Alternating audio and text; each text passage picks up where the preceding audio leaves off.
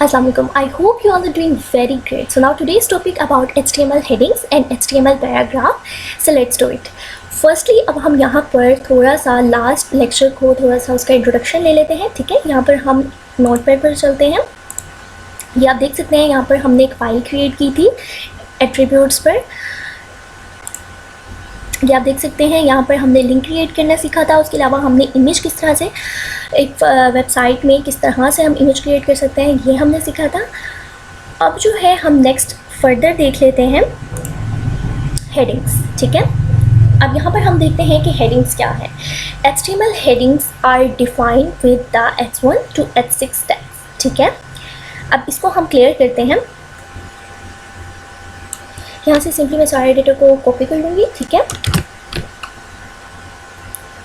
यहाँ से हम इसको कॉपी कर लेते हैं। कॉपी करने के बाद यहाँ से फाइल में जाकर आपने न्यू पेज पर जाना है। यहाँ पे आप इसको पेस्ट कर दें।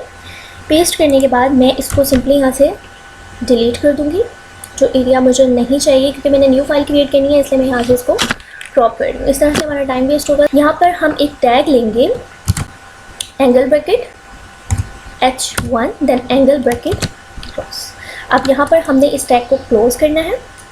क्लोज भी हम साथ ही कर लेते हैं, ब्रैकेट को क्लोज कर देंगे। अब हमने जो इसमें लिखना है ये हम देख लेते हैं। This is my first heading, ठीक हो गया। पहले हम इस फाइल को हमें सेव करना पड़ेगा, इसलिए हम सेव एज में जाकर इस फाइल को सेव करते हैं। यहाँ पर हम इसका नेम देंगे। हम इसका नेम हेडिंग के नेम से दे देते हैं, हेडिंग डॉट HTML। मैंने आप लोगों को बार बार बोला है HTML लाजमी आपने लिखना है, वरना आपकी फ़ाइल ब्राउज़र में ओपन नहीं होगी। देन आप इसको यहाँ से सेव कर दें। सेव करने के बाद यहाँ हम जाएंगे जहाँ पर हमारी फ़ाइल होगी। इस फाइल को हमने ओपन करना है, open with Google Chrome. Then आप यहाँ पर देख सकते हैं हमारी एक हेडिंग हमें शो हो रही है। This is my first heading. जिस तरह से हमने यहाँ पर सारा प्रोसेस किया है, उस प्रोसेस के थ्रू हमें यहाँ पर इस H1 टैग के थ्रू हमें यहाँ पर हमारी फाइल ब्राउज़र में इस तरह से शो हो रही है। यहाँ पर हमें हेडिंग शो हो रही है, ठीक हो गया। अब हम यहाँ पर फर्दर टैग्स यूज़ करके देखते हैं। अब हम यहाँ पर देखते हैं कि बाकी टैग्स क्यों यूज़ होते हैं। जिस तरह से आपने यहाँ पर देखा है, यहाँ पे आप देख सकते हैं यहाँ पर हमें शो हो रहा है HTML headings are defined with the H1 to H6 tags. अब ये H6 टैग्स का क्या मतलब है ये अब हम देखते हैं यहाँ पर। ओके, इसके बाद अब हम फर्दर हेडिंग्स यूज़ करके देख लेते हैं और मैं आपको लोगों को बताती हूँ कि इसका क्या हमें प्रोसीजर शो होगा। H3 then close. ओके, अब हम इस फाइल को यहाँ से सिंपली सेव कर लेंगे। सेव करने के बाद हम इसे दोबारा ब्राउज़र में ओपन करके देख लेते हैं, ठीक है। अब आप यहाँ पर देख सकते हैं जो हमें फर्स्ट हेडिंग है वो हमें थोड़ी ब्रॉड शो हो रही है, सेकंड उससे थोड़ी छोटी, उसके बाद सेकंड उससे और छोटी। इस तरह से हमें ये सारी हेडिंग्स शो हो रही हैं। वो इसलिए शो हो रही हैं क्योंकि हमने जो यहाँ पर टैग्स यूज़ किए हैं उन टैग्स का बेसिकली मतलब ही यही है। अगर हम H1 टैग यूज़ करेंगे तो हमें ब्रॉड हेडिंग शो होगी, H2 टैग यूज़ करेंगे देन हमें फर्दर उससे थोड़ी छोटी हेडिंग शो होगी। इस तरह से हम ये सारे टैग्स यूज़ कर सकते हैं। इसी तरह से हम यहाँ पर भी पढ़ सकते हैं H1 जो है वो डिफ़ाइन करता है, ये आप देख सकते हैं, define the most important heading. Then H6 जो है वो डिफ़ाइन करता है least important heading. Okay, next हमारे पास है HTML paragraph. The HTML p tag element defines a paragraph. The paragraph always start on a new line and browsers automatically and some white space a margin before and after a paragraph. ठीक है, अब हम इसको apply करके देख लेते हैं क्या प्रोसीजर है इसका।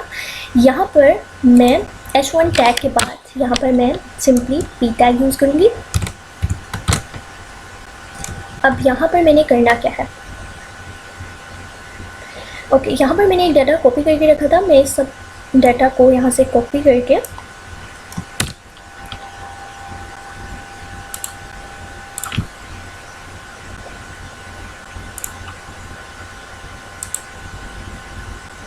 यहाँ पर मैं इसको पेस्ट कर दूँगी सिंपली। अब मैं इस फाइल को यहाँ से सेव करके इसको मैं ब्राउज़र में ओपन करके देखती हूँ। ये अब आप देख सकते हैं यहाँ पर हमें पैराग्राफ शो हो रहा है। देन हम दोबारा से इस प्रोसीजर को करके देखते हैं। यहाँ पर हम दोबारा से पी टैग लगा कर देखते हैं, देन हम पी टैग को क्लोज कर देंगे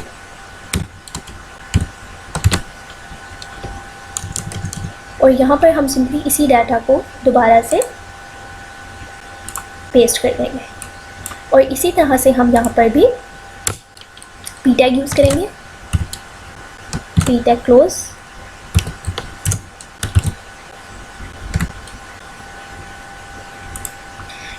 अब हम इस सबको हम इसको फाइल में जाकर सेव कर लेते हैं। सेव करने के बाद हम इसे ब्राउज़र में ओपन करते हैं। ये आप देख सकते हैं यहाँ पर सारा डाटा हमें इस तरह से पैराग्राफ में शो हो रहा है। ये हमारी हेडिंग्स हैं और हेडिंग्स के बाद ये सारा डाटा हमें पैराग्राफ में शो हो रहा है। अब हम इसमें फर्दर डिटेल्स देख लेते हैं। अब यहाँ पर मैं आप लोगों को HR टैग यूज़ करके बताती हूँ कि HR टैग हम क्यों यूज़ करते हैं और उसका क्या प्रोसीजर होता है। यहाँ पर हम HR टैग यूज़ कर लेते हैं, तो हम इसको यहाँ से फाइल में जाकर सेव करते हैं। अब हम इसको ब्राउज़र में ओपन करके देख लेते हैं। अब हम यहाँ पर देख सकते हैं हमें यहाँ पर अंडरलाइन शो हो रही है। इसका ये प्रोसीजर होता है, HR टैग से हमें अंडरलाइन शो होती है। ठीक है, होप सो ये वीडियो आप लोगों को अच्छी लगी होगी। अगर ऐसा है तो आप इसे लाइक करें, शेयर करें, मेरे चैनल को सब्सक्राइब करें। इंशाल्लाह HTML को फर्दर हम डिटेल से पढ़ेंगे। Thank you so much for watching. अल्लाह हाफिज़।